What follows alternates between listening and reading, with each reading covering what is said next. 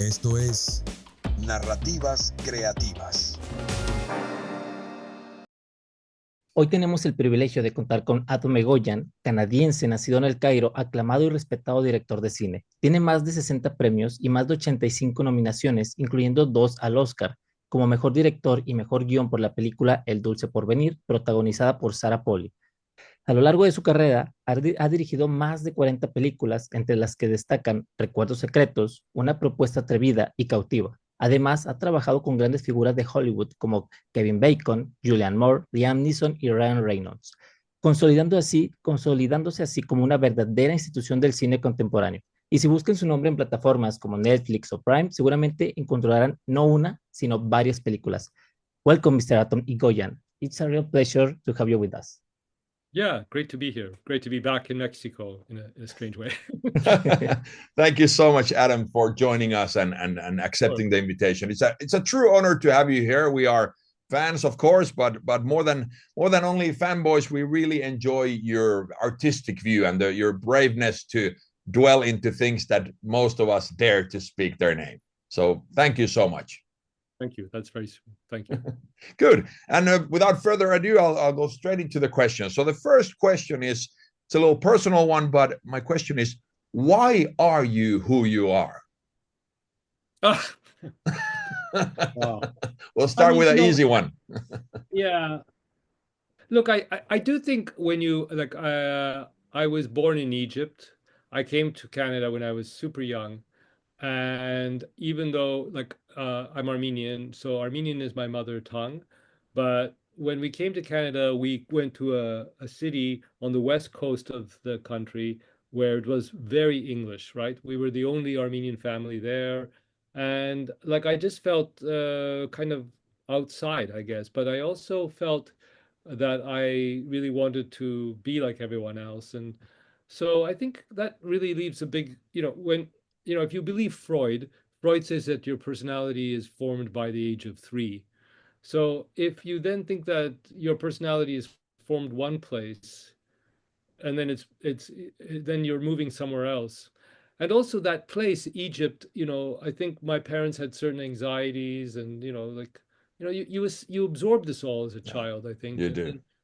You're trying to be like in this new culture, and people don't know what you are. Like, I could be, for people, like, no one knows what an Armenian is. So, you could be Italian, you could be Arabic, you could be Jewish, you could be maybe not Hispanic, but, you could be anything, right? Especially when you're in a white English culture, like, you're anything anyone wants you to be.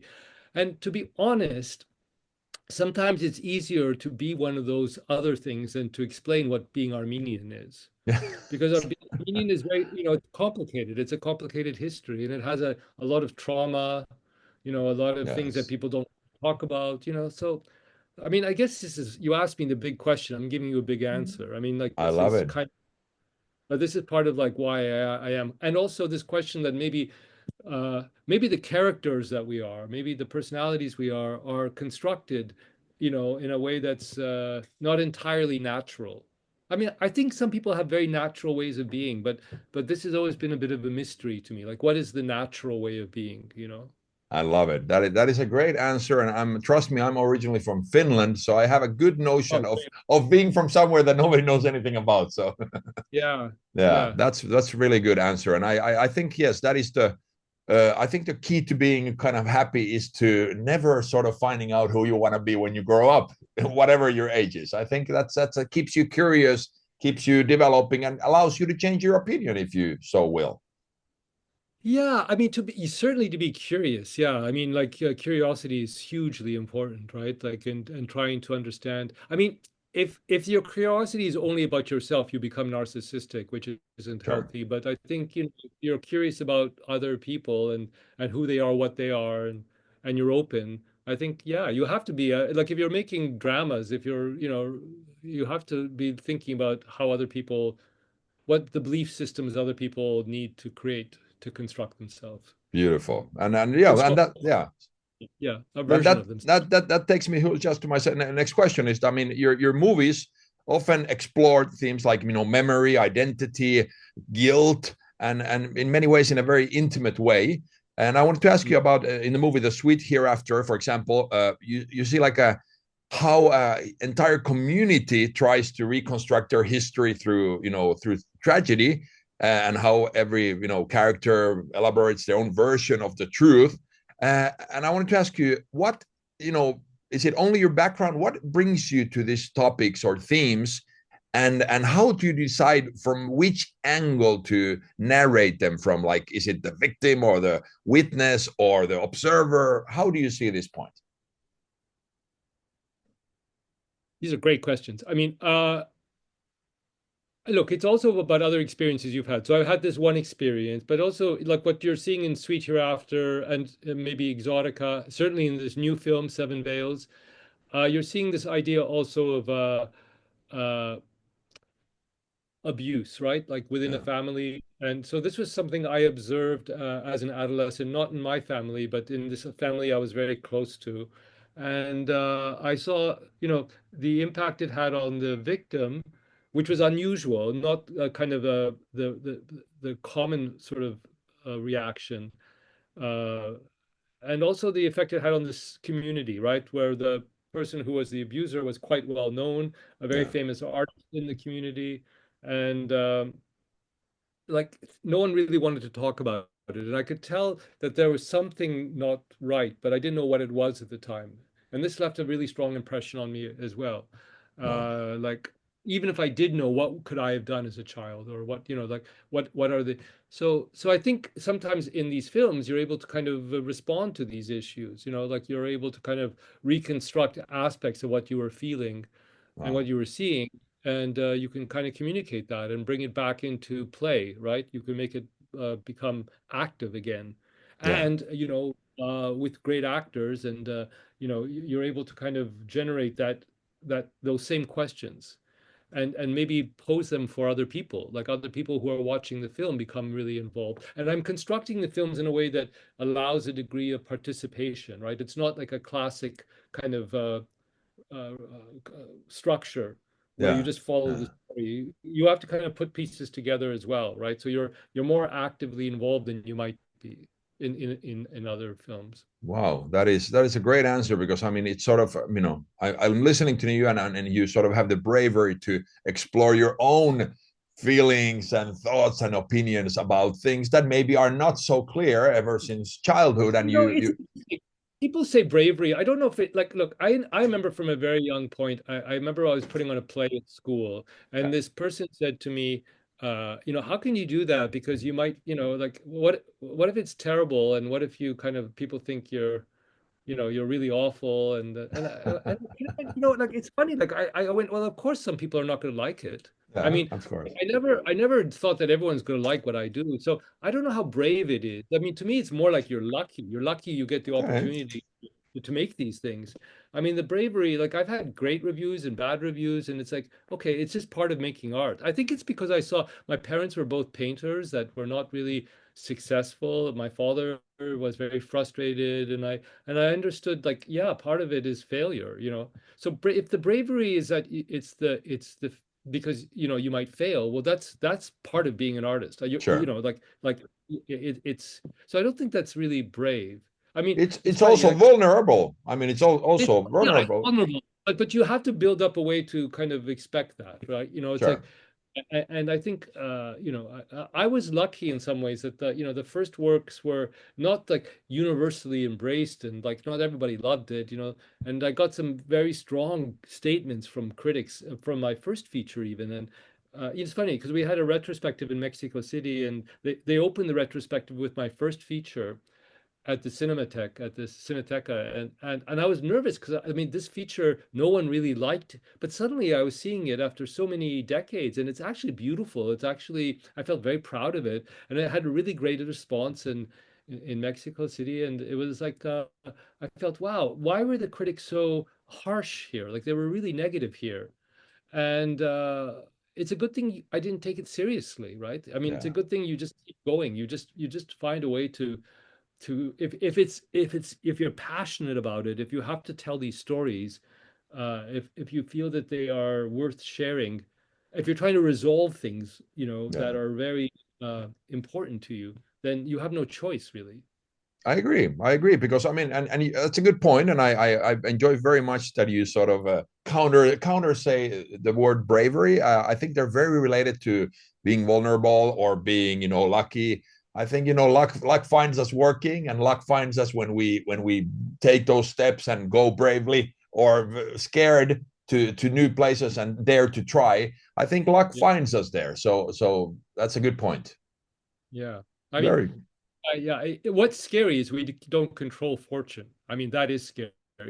Yes. Yeah. And a lot of people think that they can, and there's ways to do it, you know. But you know, I fully agree with that. I'm a philosopher myself, and I'm an author, and my book is exactly about that. Like, don't try to control the things you can't control. Try to control yourself, and, you know, adapt. You know. I mean, you know, we're talking about board games, and we're just talking about, you know, the throw of the dice, or the throw of the, you know, like it's there's such a, you know, where, you know, there's degrees of fortune and chance, and I don't know if I mean, a lot of people have, you know, little rituals that they do to kind of enhance their sense of fortune or chance. I don't. I can't say I don't. I mean, there are things. Yeah, we can see the rabbit's foot there hanging on the on the keychain. I mean, I have tons of rabbits. I mean, rabbits are a big part of my life. So yeah, Beautiful. I mean, so you mention that. Yeah. Oh, that's funny. That's amazing. Well, thank you so for that reply. And I wanted to ask you about in Remember. You sort of, you know, you no, sorry. I wanted to ask you about because you do talk about guilt and memory and justice from the trauma of the Holocaust, and in today's world, especially, which is oversaturated with information and, you know, collective trauma and all this, you know, feelings of trying to belong. You know, there's wars and there's crises and all this stuff. Do you think or believe that art today still has the power to generate a catharsis, or, you know, simply document our you know, unbalancedness, or how would I say that? But do you think art still has that power to grab our attention? Look, I hope so, because there's no other way, really. Like, how else do you do it? I mean, if you are lucky enough to be in direct contact with another human being, and they're able to tell you their story, then that is amazing, and we should be receptive to that at all times. Yeah. But, you know, it seems to me that through the news and through traditional journalism, we are becoming quite insensitive and almost apathetic, you know. So, you know, if we don't have contact with those individuals who we give our hearts to, then art is the closest thing, because we are communicating with someone else's heart. And, you know, if it's being told with sincerity and you know, then we might have access to what this trauma means, right? Because right now you put it very well, we're saturated with trauma. And also because these are ongoing traumas, these wars are like going on, you know, like they begin to kind of dim, or they recede in our kind of level of, you know, we are shocked at first and then we're not, you know, and then, you know, kids are seeing extreme things on social media, right? So what sort of a generation are we breeding as well? Like we're you know, things that, you know, we didn't see as children, and you know, this is becoming very commonplace. And it's if we don't have great access to speakers who have suffered it, or artists who are communicating it, I'm not sure what our other options are to keep our empathy and our feeling of what it means to have human responsibility. Wow. So, is... you know, I don't mean to be pretentious about this, but I do think that, you know, you know, it's one of the few conduits that we have. Yes. You know, yes. I think that's a very profound reflection. Thank you so much, Adam. I really feel your words, and I agree with them. I think I had a recent conversation with a younger person, and we were talking about monsters in the closet. You know, like as a child, I had, you know, I imagined there were monsters in the closet, and he gave me an amazing reply saying, like, well, I don't need to have monsters in the closet nowadays, because there's everywhere else, and they're, you know, they're fed to me on my social media, and you know, that was a really surprising, crazy statement. I wish we could go back to the closet, right? Yeah, I mean, exactly. Like, such naive, beautiful kind of, like, where we had limitations, and where those monsters were existing in this other space, but now they are so interlaced to our day-to-day experience. It's kind of shocking. It is, and I think so I totally apply and support your point of view. Art has potential. I agree with you, and that is maybe the last hope. So yes, thank you for doing art, and appreciate it very much. And related to that, I wanted to ask you. I mean, in many of your works, or most of them, maybe the intimacy is measured through recordings and cameras and screens. What do you think that this means or tells us about our necessity to register life to be able to feel it as something real? Do you think there's a direct correlation? Yeah, I mean, I think I started making films at this moment where suddenly the technologies allowed us to share our experiences in ways that were not available before. Like, I saw the development from home movies. My father made home movies on 8mm film of our life in Egypt. And I was aware when we came to Canada that he used to show this, and that was a way of remembering what our life was in Egypt. Yeah. But when I started making films, suddenly there was this emergence of video, and that it was way easier to record and to kind of begin to share information or to keep it for later so that it's digested later. We're not really living the moment. We're living this recording of an experience that we think we'll come back to. Sometimes we do, sometimes we don't. We're able to transverse distances like we're doing right now. Like we're doing something miraculous, which wouldn't have been imaginable. Even though it's funny, because if you look at my early films from the 80s, I had a version of this. In 88, I made a film called Speaking Parts, which has a version of this, but it was by satellite, right? And it wasn't as available as Zoom is. But even there, I was looking at what it means for relationships and what it means, to sustain and the stuff we can project. I mean, I don't know who you are. You don't really know who I am. I'm speaking, you're speaking, but there's a whole other space that we're now, transmitting through this technology, which allows us to fill in the gaps, right? Yeah. In other ways. And if we were looking at each other in a room, we wouldn't have that same porousness in order to allow others in our imagination, for sure. True. Like even right now, I'm looking at your eyes. I'm looking at this camera because I know if I look at this lens, it looks like I'm looking at you, but I'm not, right? Yeah. So if I'm looking at you, I'm looking down, and suddenly you see, like these little negotiations are all part of what it means to be a human right now, and it alters so many things about what we feel, I believe. True. I mean, we're both AI characters. We're not even here, so. Yeah, exactly. Right?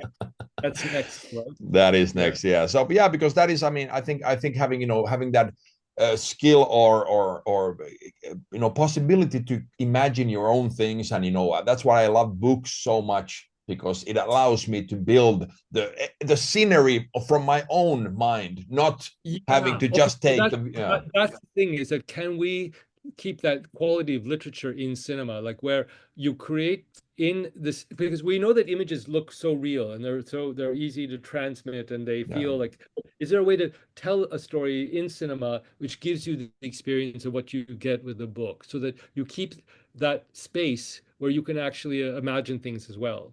So that to me is what's exciting about, so like to find a way of telling the story where there's things that are withheld, and as a viewer, even if you're not aware of it, your mind is racing to other things other than what you're seeing. You're thinking of other, connections or what these relationships might mean. That's always fascinating. Wow. Now, I mean, I was a fan, and now I'm a real fan, because I've been telling 52 years everybody, like, the book allows you to this, and the movies hardly ever do.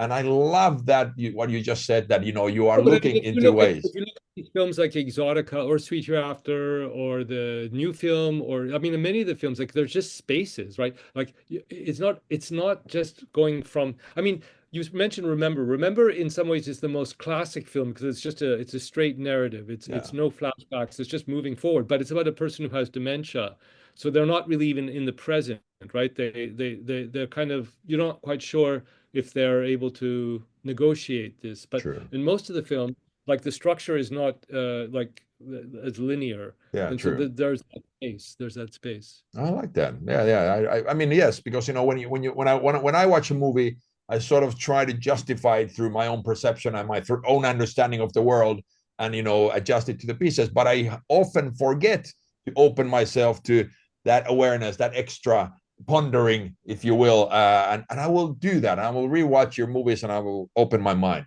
Thank you, Adam. That was really inspirational. I love that. Good. Of all your movies, all your creations, which one do you think represents best your point of view of looking at cinema, and why? Once if you can identify that one that represents you the best, what was the biggest challenge in developing it? Is there one project you could pull out? I mean, the film, I guess, the film I feel like is the summation of what I do is Exotica, because I think I was dealing with a very personal issue, and I found this way of exploring this issue. But then, as I was writing it, there was something that was not resolved. And then right before the film, like I felt, oh, this is the resolution. And it explains everything. And I was able to put that into the film at the last minute. And you feel, I think, when you watch the film, this sense of it being organized in a certain way, which is very intuitive and unexpected and not formulaic, and that to me was like a really beautiful example where I had the budget to kind of create this club and to have these actors, but I still had the freedom to be sculpting it as I was making the piece, and then working with my composer, working with the music, working with these elements. Like I felt that it all. I mean, there was a film I made right before it in Armenia called Calendar, which was like a sketch of this, like that technique. Very difficult to do this in film because you need money and you need to have a blueprint that everyone follows, and everyone loves formulas. But to me, like to find this way, and I think this last film I was able to do this as well, The Seven Veils, like where I was able to find this way of working, which gave me a freedom as I'm making the movie, as opposed to something which is more like, how could I put it?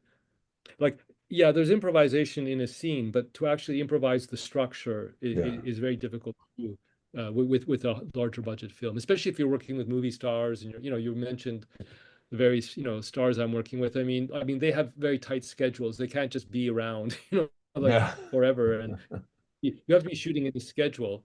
But to find a way in that schedule of creating some degree of improvisation, like musicians do, when you put people in a studio and you're able to kind of create these unexpected things, it's truly amazing. I love that. Wow.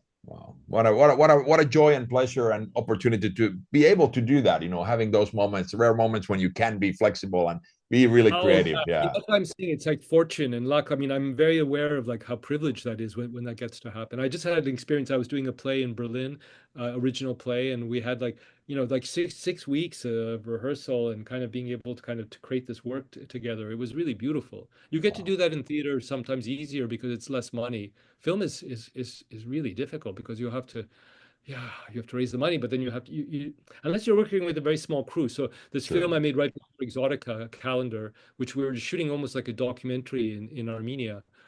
We had a lot of freedom there as well because we were just didn't have to organize as much.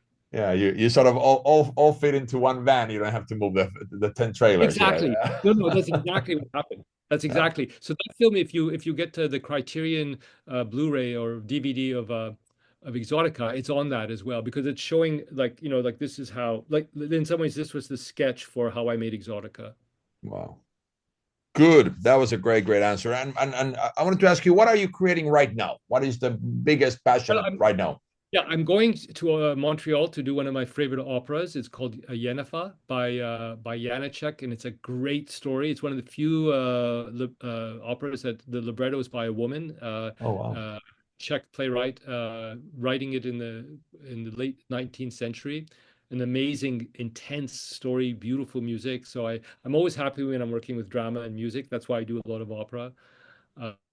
Then there's another opera project here with Mozart. There's a film that may or may not be happening next year, and then there's the stuff I'm writing, like for future projects. But right now, the next thing definitely is this project in Montreal. Oh wow, we really hope to see that. That sounds amazing. The problem with opera is that it doesn't travel as easily. I mean, obviously, so.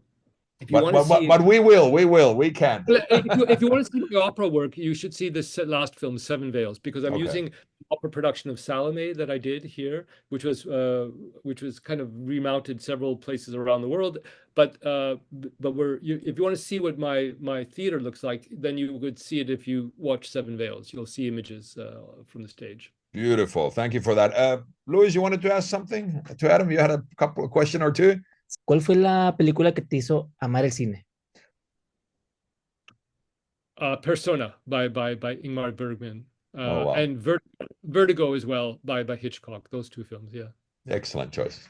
¿Qué libro o historia te gustaría ver en cine? That's complicated because actually some of my favorite books, which have been made into films, I don't want to see the films because I want to keep the book. Yeah. I can tell you, there's books that I know they've been made into films, but I don't want to see them because I don't know if that's an easy thing to answer. I'm with you there. It's almost impossible. Yes, I agree, and that happens so often. The love book, something that you grew up with, and then they make it to this, not according to your own specification vision, right? No, because as you said, it exists in your brain, and yes. You don't want to. Yeah. Beautiful, good. Y por último, ¿qué película o serie ves en la actualidad? Well, wow, yes. I mean, there's some really amazing series. I would say, I really loved this. There's this series, someone just told me about it. It was made in Turkey, and it's on Netflix. It's called Ethos. It's really good. It's really, really interesting. I love that a lot. And then there's so many like the classic sort of series but this one is really interesting. I mean, we're overwhelmed with too much, but this one, if people want to search for it, it's really, really interesting. I would say I will check it out for sure, and I'll stop watching Melrose Place. I think it's time to let it go. Yes. Watching Mexican film which I really love. I think it's called Suyos. Is that the name? Suyos. Yeah, Suyos. Yeah, I've heard about it. I haven't seen it myself. It's really, I was rewatching that, but wow. I saw it here at the festival a few years ago, and someone sent me a link, and I was just going, yeah, this is a really interesting film. Oh yeah, I mean, Mexico cinema is beautiful. I think they've really. And when you talk about films that one of my favorite films was actually made by in Mexico, but by Louis Buñuel, called The Criminal Life of Archibald Cruz. Yes. Do you know? Yes. It's a great movie. I think a lot of the films that he made in Mexico were really, really impressive. So absolutely. But I mean, you have an incredible tradition of Mexican noir as well, amazing films that came out of this period. When I came down for the retrospective in Mexico City, the Cineteca gave me all these Blu-rays of Mexican noir, and they're really incredible wow. cinema. Right? Wow. Yeah. That is fantastic. Adam, we would like to thank you so much for your time and your input. This has been a beautiful, beautiful conversation, and let's carry on with this later. Thank you so much. Bye, guys. Bye. Muchas gracias, Atom, por compartir con nosotros parte de tu proceso y por inspirarnos a seguir viendo el cine, no solo como entretenimiento, sino también como una forma de entendernos mejor. Okay, bye.